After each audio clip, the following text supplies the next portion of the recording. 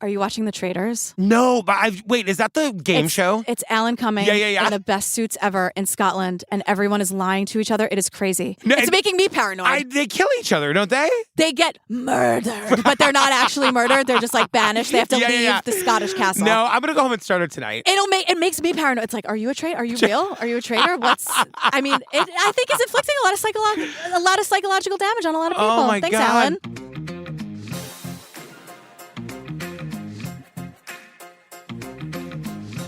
Hi, Julian Benzavalli. Hi, Patrick Hines. Sam, do us a favor. Do yourself a favor. Join us over on the Patreon. We're doing all these amazing things. We're doing a lot of stuff. We just did our second drag bingo. We're doing it again in March. We're doing it March 30th. Mark your calendars. March 30th, 7 o'clock Eastern with the amazing Schwa. It's music and Schwa performs. And then we have these amazing prize packages. Yeah. Hundreds of people are coming. It's so fun. But it's also, the Patreon is where you can get over 450 full ad-free bonus episodes to download and binge the second you sign up. Yeah, so right now we're sort of in between Natalia Grace seasons. Yes. We're doing The Lost Women of Highway 20, but before that, what did we just do? Something major. Love Has Won. Love Has Won. And we also did Love Fraud. Yes.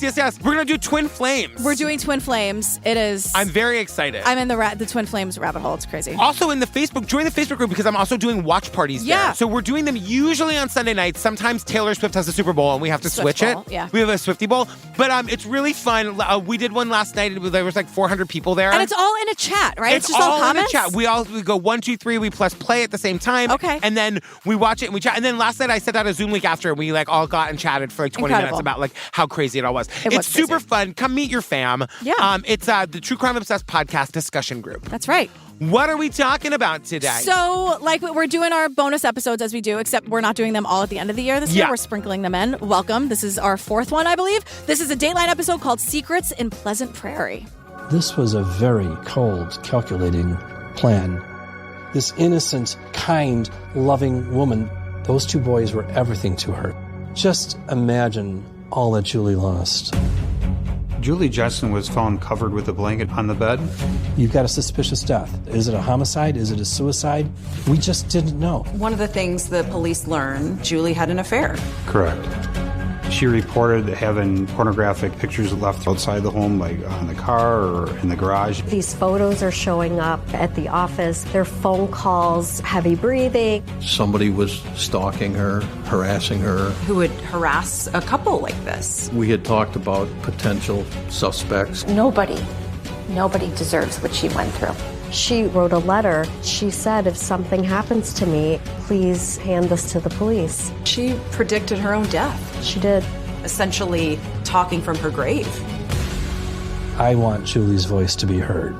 We gotta talk about these opening lines. I know. It was that magical time of year in Kenosha County, Wisconsin, nestled along the shore of Lake Michigan, in a village called Lake Prairie. Colorful lights twinkled and Christmas carols filled the air. And then the music gets dark and eerie. And but in a house a block from the lake, there was no holiday cheer, only the eerie sound of a phone off the hook. Andrea can't. I know. And honestly, that sound of the it's terrifying. It is absolutely It will haunt you. What horror movies are made of. Children, that is from a landline phone. Give it a Google. Tell them what a landline is. The phones that we have now don't make that sound. No. But if you had a phone that plugged into the wall in your house and you left it off the hook, suddenly you would hear they don't even know what the off devil, the hook means. You took the phone it's like off the hook. receiver, like The it's like we're in receiver off Mad the Men. hook.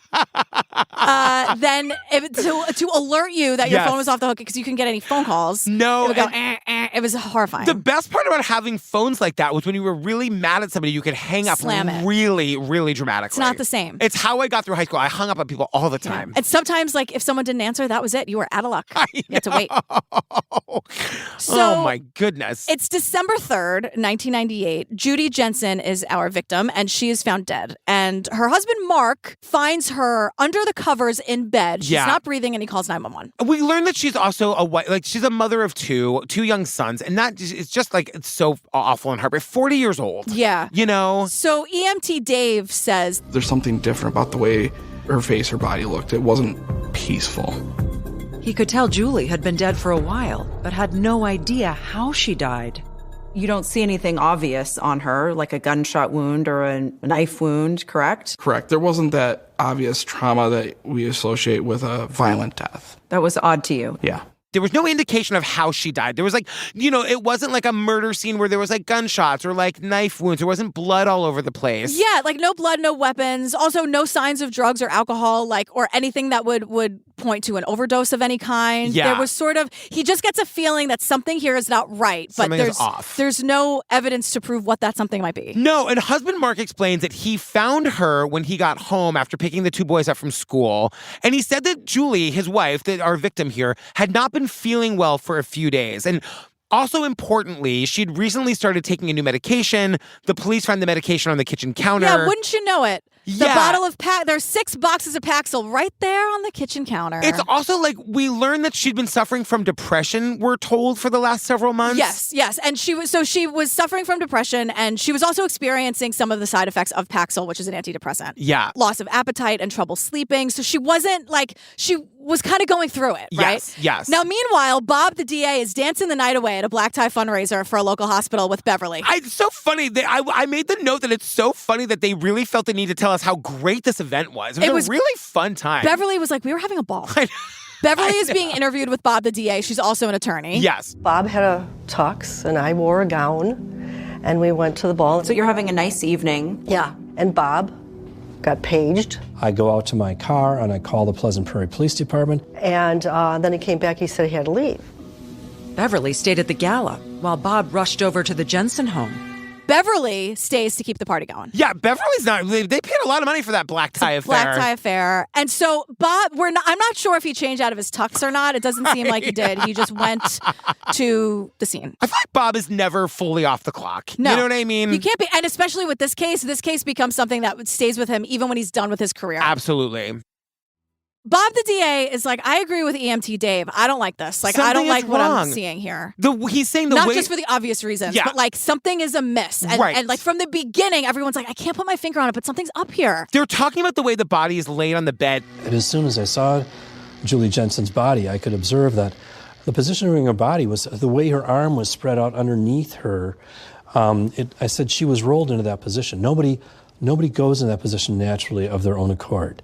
No body would naturally be resting in that state. Right. Even if it was like a restless kind of sleep situation, Yes. like you just kind of wouldn't end up the way that she was laying. And they say Bob, the DA, wants to search the house, but he says they don't have probable cause for a search warrant. So Bob goes to find Mark, the husband, and just kindly asks if he can have Bob's consent to do like a death scene analysis and sort of search the house. And Mark says yes. And I was like, what's he gonna say? But like a death scene investigation is a real thing. They make it sound kind of nefarious that Bob, the DA, like got one over on the husband. But like doing a death scene investigation is a real thing that happens. But you can't do it without a warrant or consent, or else anything they find wouldn't be admissible. Look how much I know as a true crime podcaster. Well, we've been doing it long enough. I've basically gone to EMT, cop, and lawyer school. Yeah, great. Lucky us. But Bob, the DA says, do we have permission to search your house? You know, as just part of the protocol. Yeah. And Mark, the husband, is like, yeah, sure. And the cop searched the house. Bob sees a computer and he's very impressed. Remember, this is 1998, and so they're saying like this is before like computers were commonly in homes. Like this is like a luxury item for like rich people. Right. And that's the first time they've like seen a computer. It was like a computer room in the house, right? And so they're like, we're taking that computer. I mean, I remember when my family got our first computer, it was probably around this time, but it was like an enormous desktop like we see here. And it was in the middle. Oh, you mean in the office because you and Steve refused to switch to Macs? We have to have an enormous Dell from 1998 that only you use. Look, I tried when we moved into this office. I tried to get a Mac. I could not figure it out. You tried for 1, 2, 3 seconds. Like three seconds. Whole seconds. I could not. I do not have the patience. I couldn't do it. You couldn't do it. But when we had our family computer when I was growing up, and it was like in the middle of the living room. Like it was like one family computer. It was in the middle of the living room. Like it was a whole different world. It was a whole thing. It was a whole thing. Different sounds. Oh my God. Can you do the dial-up sound? Do you know in Hamilton that in the My Shot where everyone's like, whoa, whoa, whoa. Oh, yeah. Lin-Manuel Miranda made it seem like dial-up because that's like the sound of information transferring. Isn't that cool? You know what? He's going to go places, that kid. He's a smart kid. He's pretty good. But Bob, the DA, says, we're taking the computer. We're taking that. Like, we don't even know really how to open it up yet. It's 1998, but we're doing it. So, but here's the thing that blew my mind. The cops know Julie Jensen. Jensen. They were on a first-name basis because Julie was placing a lot of calls to the police because she was dealing with years of harassment. They knew her. Julie had been calling the Pleasant Prairie Police Department for years to report harassment. Repeated hang-up calls to her and her husband. And even more frightening, she said they'd found pornographic pictures planted at Mark's office and outside of their house. She was getting like repeated hang-up calls to her and her husband. She also reported finding pornographic pictures both planted at Mark's office and outside their house. Like somebody is leaving dick pics. Right, literally. Literally dick pics around their house. Bob DA says photos with penises on them. I know. But the point is, this is terrifying. No, it's terrifying. So immediately you're like, this has to be connected, right? Yeah. Like someone is like out to get Julie. This is so scary. I mean, like they call it harassment, but they're being stalked. They're being stalked. Yeah. So they want to learn more about Julie. Right. So Julie Jensen was born in Kenosha, Wisconsin. She was one of 6 children. She was the only girl. And her brother is here to say she was an angel of a person. And I don't say that about many people. I know. Which I love. But Julie was great. Julie's friend Leslie is here to tell us she wasn't just nice. She came from a good Christian family. And I'm like, Leslie, great, I guess. I'm sure there's more to Julie than that. Yeah. So, and because Julie was like super fun and really smart. She played the violin. Yes. She was just like a really well-rounded. The violin's hard. It's super hard. Remember in the episode where I told everybody about the trombone? I tried the violin before that. I couldn't do it. Remind me of the trombone story. Oh, you tried to play the trombone? Is that the story? I played the trombone from 4th grade to 9th grade. Okay. And remember when I just... bump, bump. But I learned that it's never the dun dun dun dun dun dun dun dun dun dun. No, that goes to the trumpets. Right. Bum, bum, bum, bum. But it's very important, though. I was so sad. Oh, my God. But I tried the violin the year before, and I couldn't... Yeah, I don't think you try the violin. No. I think you're like, this is going to be my life for Either the next you're a prodigy or forget it. Right. Or you're just like, this is a commitment now. I'm committed to this. I don't think it's like, let me like tickle the old ivories of the violin. No, it's for the smart kids like Julie. Right. So the Julie and Mark story. Yeah. They first met when they worked part-time at Sears. I mean, it is the most 80th suburban meet cute you can imagine. At Sears. They worked in a Sears together. Yeah. They first started dating in college. They get married in 1984. They are, I'm just going to say it, they're yuppies. Mark was a successful stockbroker. Julie had also worked in the financial world. In 1990, they welcomed their first son, David. 5 years later, Douglas came along. Mark was known around town as being quiet, but also ambitious. He soon made a name for himself at his firm, while Julie put her career on hold. And we learned that Julie puts her career on hold to stay at home with the kids. Yeah, so David was born in 1990. Douglas was born in 1995. Everything's amazing, except they were being harassed on a regular basis. Yeah. Like, really, their life was great. But if you knew about, if Julie opened up to you about what was happening, it was terrifying. But we also learned that, like, they're a surface couple. Like, they want people to think that they've got this beautiful, lovely home life. Yeah. And we will learn behind the scenes things aren't that great. But, like, everyone thinks that Julie is the best mom. That her kids are everything to her, which I'm sure was true. And that part's true. Yes. Julie didn't do anything wrong here. No, but like the license plate on her car says my 3 Ds for Daddy, David, and Douglas. That's such an 80s thing. It right? is. But like Daddy and Julie did not get along. No, they didn't. But Julie, just back to the harassment, she was keeping a log of it. Yeah. And this is why the cops knew her so much, because she was coming in with these information. Like, she wanted them to get to the bottom of it. So she would say, like, when a photo appeared or when a phone call came in or where or whatever. And then she says, like, in her log, new tactic, emails. Oh my God. Now they're going to email. Yeah. And as Bob the DA says, emails with penis photos on them. Penis photos. Like, this is terrifying. Also, like, more terrifying things, their outdoor furniture was being rearranged, like what the Manson family used to do. That shit is so scary. It is scary. It means the person was at your house. Yeah. They know where you live. They're harassing you. And so over 7 years, Julie called the police dozens of times. And it's always like, oh, we have limited resources, or like, oh, it's not dangerous. Oh, it's not a threat. Let me tell you, yes, it is. It is. When something comes to your home and you don't consent to it or you don't know where it's coming from, that shit is scary. It is so scary. So they meet with a private investigator named Dave Ellis. He's here. The cops are like, we can't do anything but try a PI, I guess. You're rich, get a PI. And they're like, okay, so Dave Ellis, former police officer, current private eye. Yeah, loves his job or no? I think he's pretty into it. Okay, good. I guess a former police officer kind of makes sense, in your twilight years or whatever you want to call it. So Julie tells him something really important. During that meeting, Julie revealed a secret that got the PI's attention, something she'd already shared with the police and her husband. Years earlier, she'd had a fling with a coworker named Perry Tarika. She suspected he might be behind all this. Julie had a one-night fling with a coworker named Perry Tarika. Yes. And she was like, we learned later that Julie saw him as a creep. Yeah. And I'll explain why later. But she was like, maybe he's behind this. It's the only person she can think of. Yeah, but the police look into this Perry guy and they're like, this guy moved to North Carolina. They don't think that he's behind it. But Julie is like, no, here's what we think is going on. We think that he's flying from South Carolina every Friday, driving out to Kenosha, where they live, rearranging the patio furniture and leaving his dick pic. Because they think he's doing that every week. They think he's doing it every week. Well, because what happened was Mark was away on business. Yes. Julie had Perry over for dinner. Julie's like, it was a one-time thing. I will never not be guilty about it. Yeah. We never hooked up again. But I think maybe he's involved because that was the only time she stepped out on the mat. Or anyway, but she thinks he's a creep. That's the thing. But it doesn't make any sense that he'd be flying from South Carolina to Chicago every week. It doesn't make any sense. So the pictures would be at their house or on the windshield of Mark's car. Is it just me or is it super obvious what's going on here? It's pretty obvious what's going on.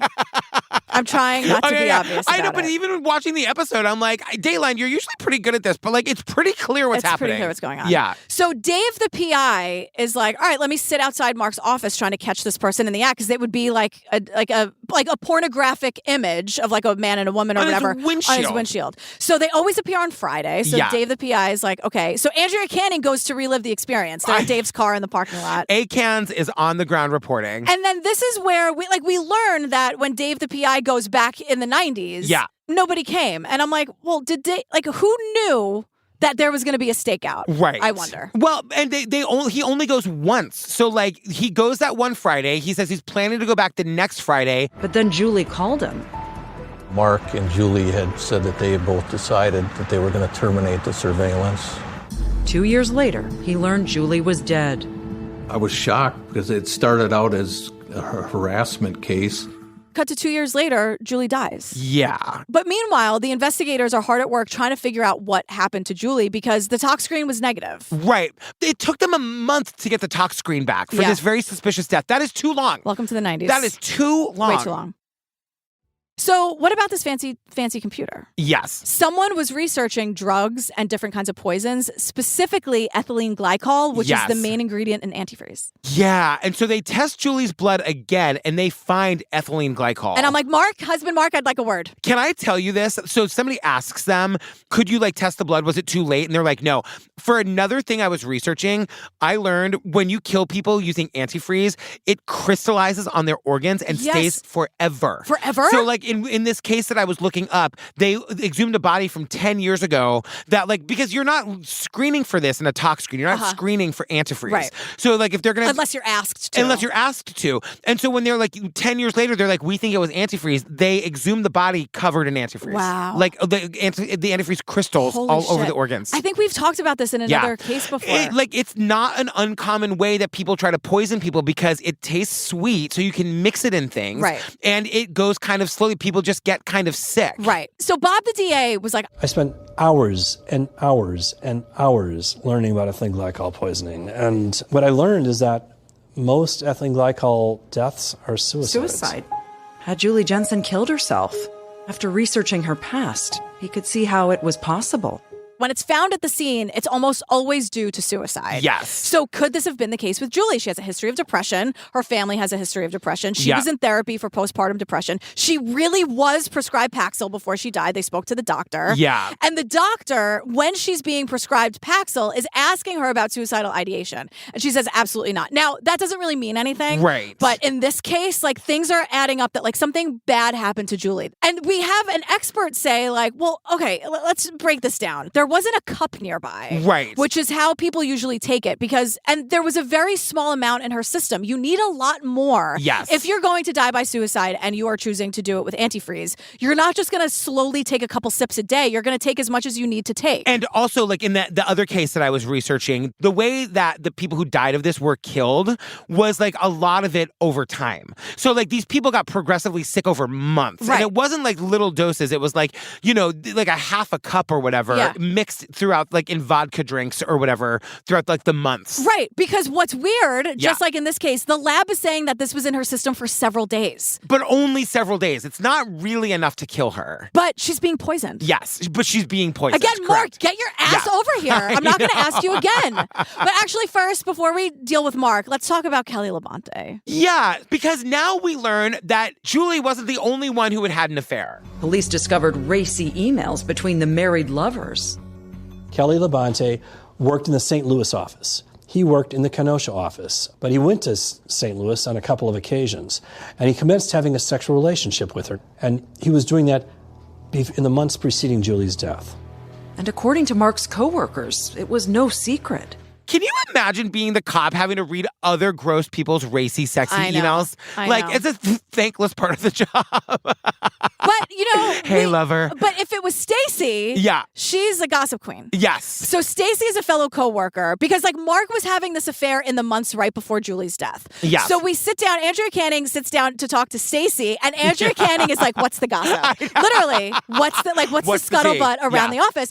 And Stacy's like, everybody knew about the affair. Everybody knew. They were making it super obvious, even though they didn't work in the same office building. Yeah. Everybody knew about the affair. They were hanging all over each other. Everyone's like, that's fucking rude. And Kelly herself had just gotten married. Right. Why is everyone doing this? I don't know. Why is everyone getting married? What? I don't understand this. No. My question is, did Julie know about the affair? I don't know. They don't ever tell us. No. Julie writes, we'll get into what Julie knows. Yeah. So 4 months into the investigation, Mark, the husband, shows up to the police station with his son asking for updates. They often like to help.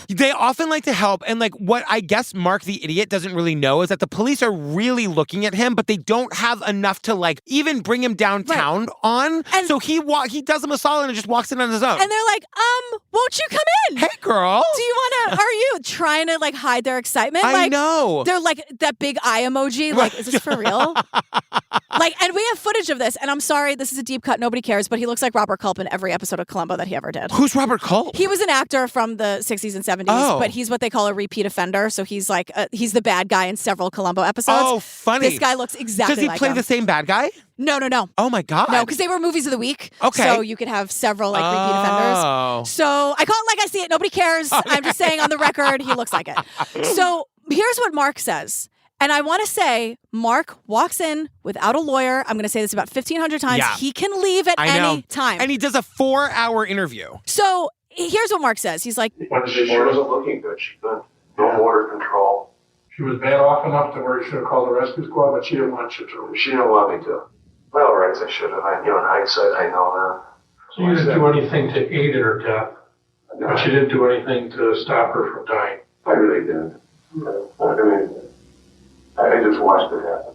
So you're saying you didn't do anything to aid her death, but you didn't do anything to stop it either. And he goes, I really didn't. I just watched it happen. This is coming out 4 months later. So at the very least, he didn't tell the police this in the moment. He just watched her die. We just did this in Love is One. They just watched her die. Right. You know what I mean? At any point, he could have called 911. I'm sorry if a person is dying unless they have a do not resuscitate or whatever. If it's a mysterious illness out of nowhere, you got to call 911. Well, he's lying. Right. Yes. He's also lying. You're right. I'm talking myself in circles as though this is real. He's also lying. So, but it's also kind of enough of an admission, right? Yeah. So the cops show Mark, the husband, something from Julie's autopsy. Yes, and this is a bombshell. So Julie's nose was, sorry everyone, but sort of pushed into the pillow. It's not natural. Remember the cops at the scene were no one just passes out like this. She was rolled into a not natural position. And Mark's like, that is weird. Yeah. Nothing further than that, right? Now, remember, he can leave at any time. Yes. He can call for a lawyer anytime. He walked in on his own accord. Yeah. And now it gets crazier. They ask him about Kelly, the girlfriend. Yes. He lies. He goes, Kelly who? I guess she's a coworker, friend, acquaintance at best. Now, we know this is a lie because the evidence from the computer is a major one. And the cops know that police discovered Kelly had left her husband and moved into Mark's house just weeks after Julie died. By this time, Mark Jensen, by the way, had paid $12,000 to Kelly Labonte to move from St. Louis to Kenosha, Wisconsin. And not only that, investigators were stunned to learn just days after Julie's death, Mark had thrown out all of his wife's things. Kelly divorces her husband, and a few weeks after that, she moves into Mark and Julie's home. Mark is still living in the house with his kids. Mark gave her $12,000 to help her with the move. And I'm like, what about your kids, Mark? I know. It's unconscionable. These people do not have souls. Now, Mark and Kelly, who he was having an affair with, live together. Yeah. And he's saying to the cops, she's just a friend. Right. Mark, what you can say is, I don't want to talk anymore, and walk out. Yes. You walked in here, and he's just digging himself deeper. Yes. And the detective has had it. I know. She's on a roll, fam. I'm going to take it away, GP. Well, it's infuriating. They're getting nowhere with Mark. And they're like, everything he says, he's lying. And it's like, it's not even fun anymore. I know. Shooting fish in a barrel at this point. Because then the detective pulls out a letter written by Julie to the police. I'm confused as to how I feel like she wrote this letter and gave it to the neighbor, and the neighbor after the murder gave it to the police? Yeah, it's if anything happens to me, Mark did it letter. Yes. So I took a screenshot and I blew it up. She says a lot of things here. Oh, wow. So it starts with... You can always count on GP. I got the screenshots of everything. Oh, everything. So... She is sending a picture, like a screenshot from the 90s, basically. It's like a photo of a list. And this is how the letter starts. Is it galactic taco salad recipe? It is not. Okay, great. She says, I took this picture and I'm writing this on Saturday, November 21st, 1998 at 7 a.m. If anything happens to me, he would be my first suspect. Julie even sent a photo of the list. On it, drug supply, razor blades, syringe. She wrote, I pray I'm wrong and nothing happens, but I'm suspicious of Mark's suspicious behaviors and fear for my early demise. He would be my first suspect. Our relationship has deteriorated to the polite superficial.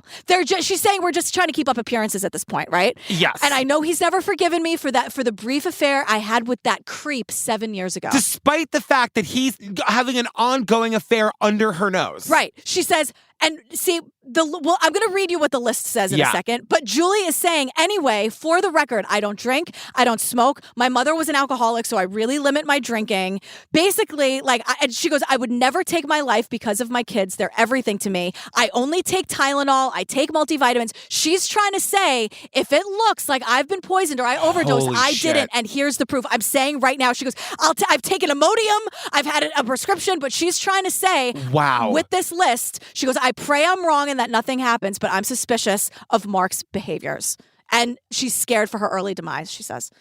So she knew this was coming. On the list, the things that she found on this list, it was, quote, drug supply, razor blade, and a syringe. And then bottle-booze, patches, shells. Like, oh my, and like the reason we're told that she doesn't leave, I don't know when we get it, but like, if you're scared for your life, I would think that you would try, no matter what, you'd try to find a way to safety. And she's afraid that she'll never see the kids again. Right, of course. I mean, yes. And I don't know. She lays it all out though so clearly. I know. And even in writing it, there's got to be a part of you that is trying to convince yourself that you're wrong. To write out, let me write what all the facts are. Yeah. And then if you see it, maybe you'll say, but either if you're to the point where you're writing a letter, I know. Or if you're to the point where you send a text message or anything to, if something happens to me, this person did it, then that danger is real. And what's so sad about this is I believe the chain of events is that she gives this letter to her neighbor and it only makes its way to the cops after her death. Right. Which to my question is like, what should people do with that letter? If you feel the need to write that letter, but you're not quite ready to tell the cops or whatever, what do you do? Yeah. What do you do?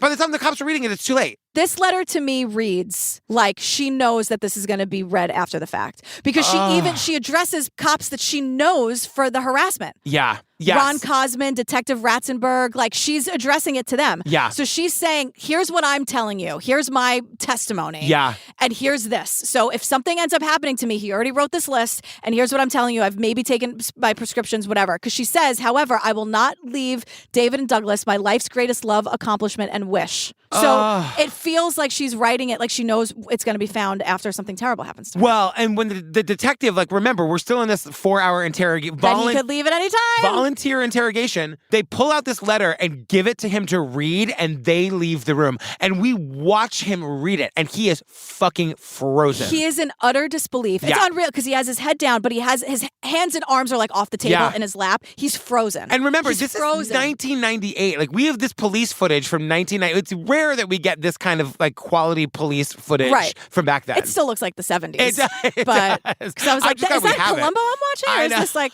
I know.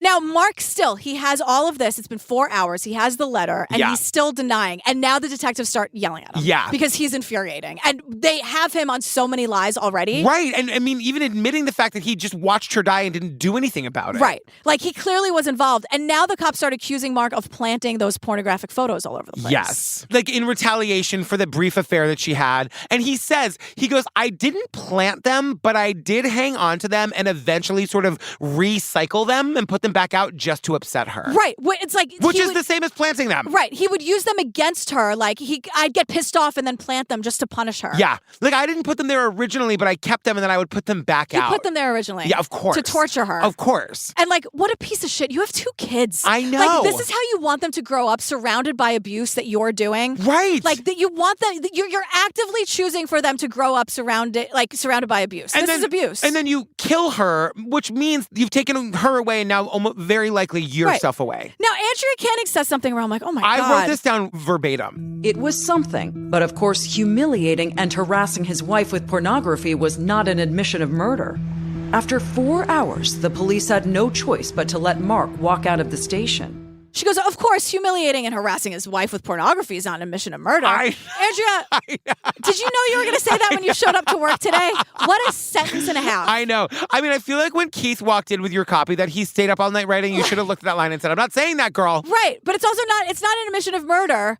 But like, that's not the end of a sentence. Give me an ellipsis. I know. But it does make him a piece of shit. But he is abusing his sons also. We really put Andrea through it with that one where she had to go to Scotland where that guy was pretending not to be that guy. Like, Andrea Canning's had a rough year. You know what I mean? She was like, are you seeing this? I know. You're seeing him, right? I know. But she was like, take off the ventilator. No. Take off. I will do it, but I'm not Andrea now. Canning. I know. Do it. I know. So after 4 hours, Mark finally leaves the police station, and Bob the DA is like, I know Mark did this. I just have to prove it. Like, it's very obvious. And we right always look now, at the husband like, come on. And he's saying that, like, right now we don't have the evidence. And then the years just start ticking by. Because what has to happen here, that letter that you just took the screenshots of, it, thank God you did that, because I didn't know how much information was actually in there. She gave a lot. So here, like, there's no evidence that Mark was the one slowly poisoning Julie. Right. There's no evidence that Mark was the one looking it up on the computer. Yes. Like, this can all be, like, Bob the DA is like, how, like, he's trying to think ahead. He's playing chess, right? But the point is, Bob the DA has to fight for years to get that letter admitted as evidence. Right. He cannot charge Mark without being able to admit this as evidence. And because Mark has a right to question an accuser or whatever, like in a court of law, and Julie is dead, so he wouldn't have that opportunity, the judge is like saying you can't admit this. Right. The defendants have a right to cross-examine anyone who brings evidence against them. Yes. That's technically Julie bringing evidence against Mark. She can't testify because she's not here. And I'm like, exactly, she's not here. Right. Because she's been killed. Because she did exactly what happened, what she said was going to happen in the letter. Right. Like, there's a reason she's not here. Right. And Mark's the reason. Yeah. So the DA Bob is fighting the judge. It takes years. And meanwhile, while this fight is happening, and Bob the DA is like, this needs to be admissible. Like, she wrote it all out. Like, look at what she said. Mark has moved on with his life. Building a successful construction company and a new life with his girlfriend. Then he saw an announcement in his local paper. I read in the newspaper that Mark Jensen was marrying Kelly Labonte. And I thought, she's victim number 2. When he gets tired of this toy, he's going to toss her in the trash heap like he did with Julie. As soon as he's tired of this toy, he'll toss her in the trash heap as well. Right? And so we're like, which is really true. Like, Kelly, like, you have to know what happened here. Like, what is the story that Mark has told you? Right. What happened to Julie? Yeah. And I'm sure it's like she was crazy, she was depressed, and she finally and she whatever. killed herself. But then, like, keep some stuff around for the boys. I know. Don't erase her completely. That's a major red flag, Kelly. I just keep thinking about like what living in that house must have been like. Those boys' mom just died. Then they've got a new mom that just moves in. Right. It's gotta be awful for Kelly. Yeah. And thank God Kelly's ex-husband dodged a bullet. Right. You know? So this marriage is what prompts Mark's arrest. Because he's trying to save that piece of shit Kelly. Right. And Bob the DA is like, I don't have an airtight case, but God damn it, I'm arresting him anyway. Like, honestly. So Mark is shocked. Remember, this is years later. Mark thought he got away with it. Well, because Bob the DA is like, Mark always thought he was the smartest guy in every room. Bob the DA has got some choice words at the end of this thing. You think I didn't write it down verbatim? And he's like, this guy thought he could talk himself out of everything. Yeah. Like, absolutely not on our watch. Well, except that he kind of does, because there's a $500,000 cash bond. Mark pays it and he's back out on the street. Yeah, he has, he's living his life. He's got this brand new business, a new wife, a new child. Yep. Hopefully he's raising or giving a shit about the other two kids. But like what the DA is saying is that like, all right, like we got to get this letter admitted. If we can't get this letter admitted, we have no case. Right. So now it's 8 years after Julie's murder. 8 years. There's a brand new witness. His name is Ed Kluk. He's an old coworker with a lot of stories to tell. But my question for all of these people is, where have you been? Where have you been? So, Ed, please. And also, I want to point out that Bob the DA is so committed to this case. He's left the DA's office, but he stayed on this case as like a special prosecutor. Yeah. He's amazing. Yeah. So Ed, the former coworker, says, Mark and I were at this conference about 3 weeks before Julie's death. Yes. Mark was getting hammered. The more he drank, the more he talked, which is like a thing that happens. I mean, this is so insane. And I think he kind of brought up how he hated his wife. He talked about how he could kill her. At first, I thought he was just all, you joke, well, I'm going to kill my wife. But it's like the more he talked and the more details of telling him about the websites you could go to, the poisons. He's like, well, I thought that was a typical, I can't wait to kill my wife joke. And I'm like, Edward, you're the typical I hate my wife, I can't wait to kill her in 3 weeks joke. Is that a thing? I know. No, it's not a thing. Like, also, he's saying that Mark is pointing to specific websites you can go to, the specific poisons you would use. Like, he's got a real plan. To which my question to Ed, the coworker, is, did you want to let the wife know? Well, Andrew Cannon goes, interesting. So at no point you felt the need to warn Julie. And Ed says, well, no, because I didn't know how serious he was. But Andrew Canning, I did tell everyone else in the office. I did tell everybody. It was a big inter-office joke. Including gossip queen Stacy from earlier. She was like, I thought it was weird. And then I kind of forgot about it. But then I forgot because, so-and-so just got pregnant. And like, Stacy's on to the next hot goss. And it's like someone's life is in danger because here. Then Stacy says, I forgot all about it. But then a month later, Julie's dead. To which I said, pick up a phone. Nobody wanted to go to the cops and say, like, I don't know if this is anything, but the husband of the lady that just died, he told us exactly how he was going to kill her at a bar a month ago. Is that anything? And what about between that and then the letter and the neighbor? Like, everyone else, everyone failed Julie so much. This is 8 years later that we're here. Like Ed, you knew that he was on. You knew that. Like, where have you been? Just those typical hilarious, I can't wait to kill my spouse jokes. I know. With the specific website and the poisons. Like, I know. I would back away slowly and go back to my hotel room and start making the appropriate phone calls. Am I like a Karen or like a rat? Like, wonder, like, if somebody said that to us hammered at 2 a.m. at a bar, like, is it maybe because of what we do for a living we'd be like that? Because everyone... Can't you make an anonymous phone call? I know. Everyone thinks this guy's weird, too. Like, that's the other... It's not like he was like your best friend that you know him and he'd never actually do this. No. But like, if somebody said that to us at a bar, I don't know. I don't know what I would do. If somebody was telling me websites and poisons... Yes. But then their spouse actually ended up dead a month later. I absolutely would not wait 8 years to pick up a phone and make my story told. I think at the very least, you can pick up a phone and say, like, I want to report this creepy conversation. Judy Heim is alive and she lives in Omaha. That's an old school, like, the scariest moment of my life was watching Unsolved Mysteries when I was like 10 years old by myself. And there was a missing woman named Judy Heim. And like, I was alone in a dark room at like 8 o'clock at night and everybody else was upstairs. Pitch black at 8 o'clock at night. Pitch black at 8 o'clock at night. And like, I just remember somebody picks up and like they shoot the person from like the mouth down. The reenactment. Okay. And then she picks up a phone in a phone booth and puts a cloth over the receiver and goes, Judy Heim is alive and she lives in Omaha. And I mean, it's terrifying. Oh my God. It is so scary. Like, did we get to the bottom of this? No, we never found. Every now and then, I will Google Judy Heim in Omaha to see if we ever found her. We didn't. Oh my God. I know, but like sometimes I will wake up in the middle of the night as though somebody just whispered in my ear, "Judy Heim is alive and she lives in Omaha." Oh my God. It's so scary. That is really scary. Somebody make me a mug. Oh God. I have sort of good news, a silver lining here. Oh, great. Julie's letter is ruled to be admissible. Yes. Which is a major win for the prosecution. Yeah, you get the sense that as soon as these witnesses come forward, the judge, who had been kind of pushing back against shit, is not fucking around Once anymore. they're putting everything together. Yeah. So January 8th, 2008, 9 years after Julie's murder, Mark's trial begins. And lawyer Ed reads Julie's letter in his opening statement, which is an amazing move. It really is an amazing move because it's like, here's what she wrote, and now I'm going to tell you, I'm going to keep pointing to all the things why she felt the need to write this letter. I'm glad that you like screenshot and read the letter because it really tells us everything. Because they say that he also says in his opening, like he's really trying to paint her as not suicidal, but she's painting herself as not. She's saying, I'm never going to kill myself. And the reason I kind of said earlier, it might have sounded kind of callous, where I'm like, and wouldn't you know it, all the bottles of Paxil? Yeah. It's because he placed them there. Right. And when you read, like you have one bottle of Paxil out, and if you have a 3-month supply, you put it somewhere else. They're not all out on the counter. No. And so the reason I said that is because when you read Julie's letter, she says, I take Tylenol, occasionally Imodium, and any prescription, whatever. But like, she's not collecting pills.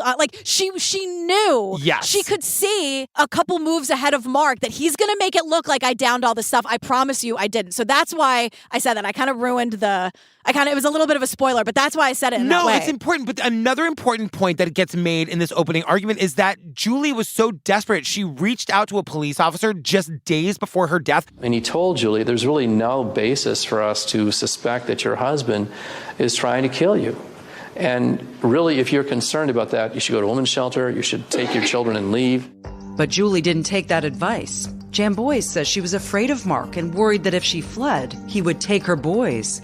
You should take your children and leave. Can we listen to women? I know. Can we please, for the love of God, listen to us? At the very least, if there literally is nothing legally that you can do, and if that is true, don't just say, take your kids and leave. Say, here are resources. Mm-hmm. Here's how we can help you find out where to go. Right. Say, hold on, come in. Yes. Can we get you some water or something? Yes. Or your son's okay? And help her come up with a plan, or help her go to a place where she can talk to an expert and help her come up with a plan. And don't just turn her away. This is where we learn that she was so afraid of Mark that if she left, she would never see the kids again. And I just, I don't know. Like, you knew he was going to kill you, and then he did. And so you're not going to see the kids again. Right. So what do we do? What do people in this situation do? You have to talk to, I think, I'm not saying, I'm not an expert, but I would think that a step would be you talk to someone you trust, and then that person on the other end of the phone listens to you. Yes. And you try to start a little bit of a life raft here where, it's not easy, but I think it needs to be a little bit of a give and take. I know. She walked into a police station and said, I think my husband is going to kill me. That's what you do. I guess that's the answer to my question. Like, that's what you do. You go to the cops because you think they're going to help you. And then they don't. And then it's a very lonely feeling when you go to someone that you think is going to help you and they just say, I don't know. I mean, especially like this was like the 90s where it's like you look at this guy, he's like a rich white guy, upstanding member of the community. He has a lot of power. And she is scared and just listen. Yes. I think listening is like a really important step here. I agree. So the prosecutor also shows the jury numerous searches for poison on the computer. And this is so important. They outline the activity on the computer the morning Julie died. So that morning at 9:30 a.m., there are searches for ethylene glycol poisoning, which is what was in her system when they found her dead. And the prosecutor says it had to have been Mark doing the searches, not Julie. Remember, Mark himself told police Julie couldn't get out of bed that morning. She wasn't looking good. She couldn't. No motor control. If you're in bed and you can't speak and you can't move, you can't be looking up ethylene glycol on the computer. And by the way, those two searches were then double deleted. It had to have been him that made those searches because he himself says that Julie was too sick to get out of bed. She'd never motor skills anymore. She'd never motor skills. She's in and out of consciousness at 9:30 in the morning. And why would she be Googling this? Exactly. So, his own story incriminates him. And the searches were double deleted. Which I'm like, how do you even do that? You don't. Okay. That's the thing. Even in 1998, shit isn't fully deleted, right? But then we got a jailhouse informant. Here we go. Andrea calls him a jailhouse snitch. I know. And once again, I do not know why these why these people are allowed. I don't know why we ever take them, but this guy's got some information.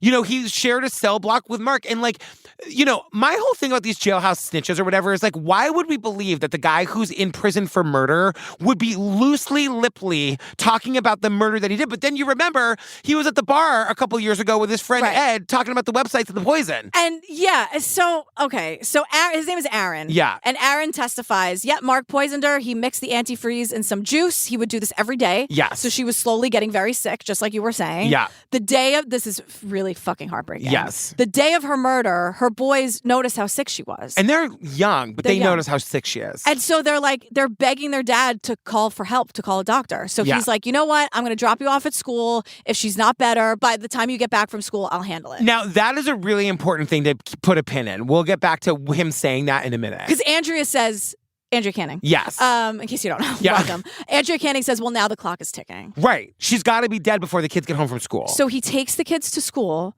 The husband comes home. Julie is still breathing. And he realizes, I have to kill my wife before our sons come home from school. And because otherwise he made the promise. They're going to demand that he call 911. Remember, everyone has said that her body was in an unnatural position and that her face and nose were turned to the side. Right. So the jailhouse informant tells us that Mark told him. So according to Dillard, Jensen said he took matters into his own hands. That's when he said he rolled her over and just sat on her back and pushed on her neck into the pillow. Pushed her face into the pillow. After he had drugged her. The reason the boys are realizing that she's not feeling well is because her motor skills were not working. Right. That is there's always a nugget of truth with these people. Yeah. That was the thing that's true. But my question is, why would he tell this guy this? Why would Mark tell this? Because he couldn't wait. I guess. But it's that these people are going to turn on you if it means one less day in prison. Well, Mark's lawyers are like, no. You have this all wrong. Mark did not kill Julie to be with his girlfriend. Right. Julie killed herself to get revenge on Mark because by killing herself, she'd be framing Mark for her murder. And I'm like, shut up. That doesn't make any sense at all. It doesn't make any sense. It doesn't make sense. These people went to law school. Please. I know. The trial goes on for 7 weeks, which is, quote, one of the longest criminal trials in Wisconsin history. And I'm like, okay, we do this every time. We do this every time. I know. Isn't Stephen Avery, Wisconsin? I feel like that went on for a while. Yeah. Yeah. But I don't know what years, whatever. Oh, who knows? So 4 days later, the jury has a verdict, and Mark is found guilty of intentional homicide in the first degree, and he gets life without parole. Yes. Now, I'm like, where's Kelly? Where's the new wife? I know. I'm just is curious, she raising the kids? That's my other question. Because now he has 3 kids. So. Oh, my God. Is she raising Julie's kids? I don't know. We don't hear about it. We see one of them at 30 years old later, but yeah. So Mark goes to prison, and his lawyers are appealing over and over and over again. Yeah. So 13 years later, a court vacates his sentence. There's a Supreme Court decision changing the admissibility rules about, admissibility rules for things like the letter, for example. So they want the rules now to apply to trials from 13 years ago. Which is so weird. And the court was like, yeah, okay. Okay, we'll do that.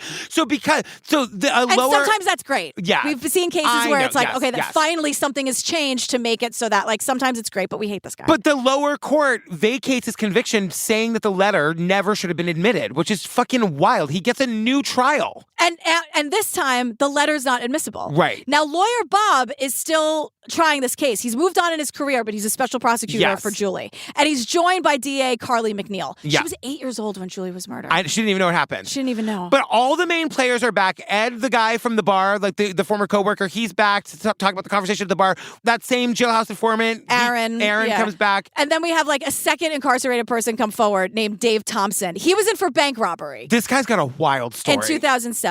So he shared a cell block with Mark, and he's only in for bank robbery, which is not only, but it's not murder. Yeah. And so Mark is like, David. This guy, I was running my mouth. You know how it is. The typical, I can't wait to kill my wife jokes. We were at a conference, and he goes, I need you to get rid of Ed, this witness, because he's going to come and blow this whole thing. What did he want to happen to Ed? He wanted him kidnapped, to prevent him from coming to trial. And I told him I might be able to make that happen for you. It was never going to happen. It was just a scheme to trick Mark out of some money. He told Mark for $1,000 he could have someone kidnap Ed and hold him until after the trial. could you like kidnap him for a little bit and make it so that he doesn't testify? And Dave's like, yeah, I could totally do that for you. Now this guy, David, he says he was never going to do it, but he was like going to use this as leverage to like get a lighter sentence or whatever. And also scam this guy out of $1,000.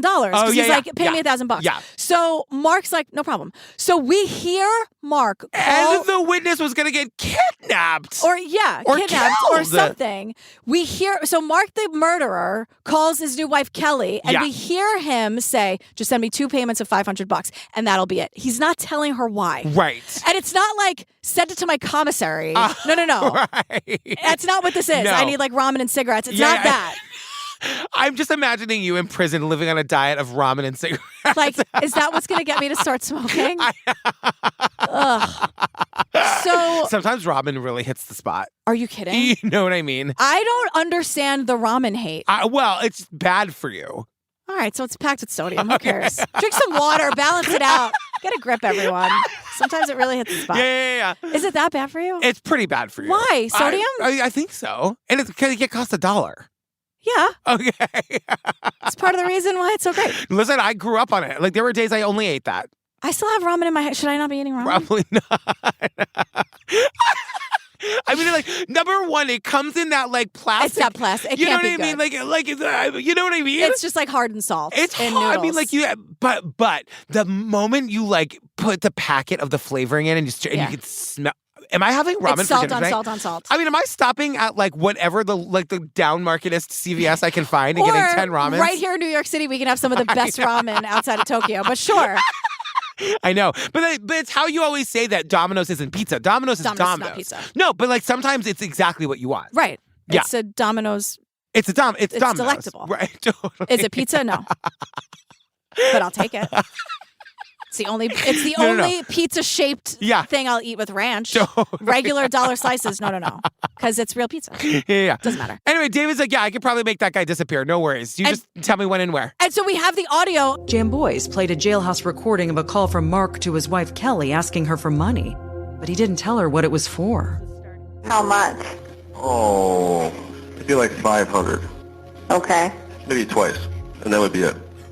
$1,000, just as Thompson had described. I need $500 and two deliveries, and don't ask me any questions, you idiot. Click. Stupid, you idiots. Now, but also, because it's 13 years later, we have much better technology. Yes. So we know we are able to get to the bottom of who was behind those pornographic photos for all those years. Is anyone shocked it was Mark? No. Going by Turtle?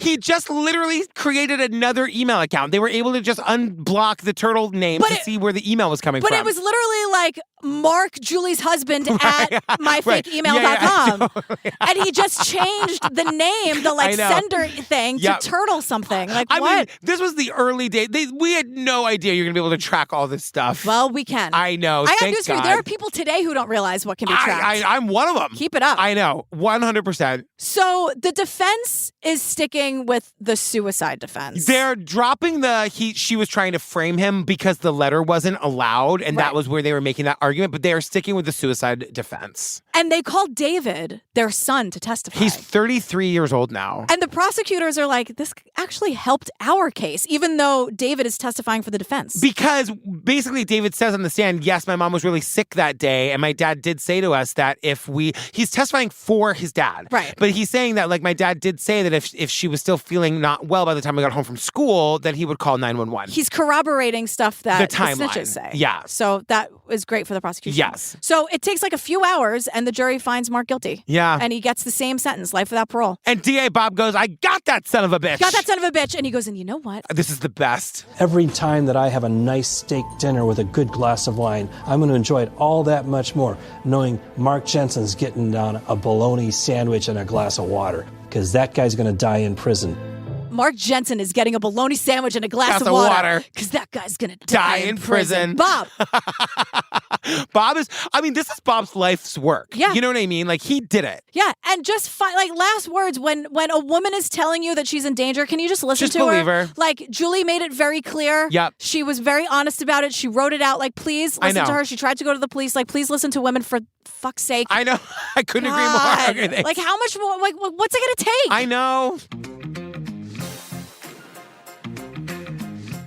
Girl, we did. What's it called? So this is a Dateline episode called Secrets in Pleasant Prairie. Oh my goodness. Fam, I want to let you know some really fun things we're doing. I'd love for you to join the Patreon so you can join us for these like live virtual events we're doing. We've done 2 drag bingos. We're doing another one on March 30th at 7 o'clock. They are tell them how fun they are. It is the most fun. I really look forward to it. We're also doing like virtual happy hours where it's just a Zoom hang. You can bring water if you want. You can bring tea. It doesn't matter. We're just hanging out with you. We're literally hanging out. We're going to like spotlight people and ask like if we have like fun get the party started questions. Yeah, Natalie's getting some fun card game. It's going to be great. It's going to be so fun. Also, I'm doing watch parties usually on Sunday nights for the upcoming Patreon episode that week.